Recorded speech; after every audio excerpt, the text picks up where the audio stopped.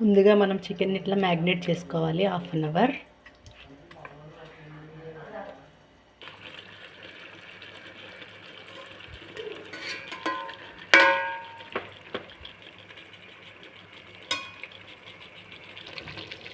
ఐదు నిమిషాల తర్వాత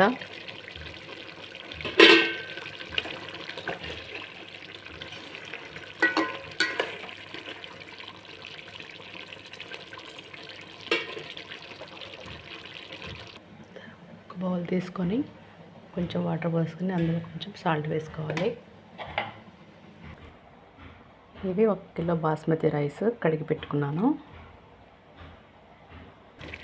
నేను 1 కిలో రైస్ తీసుకున్నాను కదా, అండ్ 1.5 కిలో చికెన్ తీసుకున్నాను. ఈ వాటర్లోకి రైస్ వేస్తున్నాను.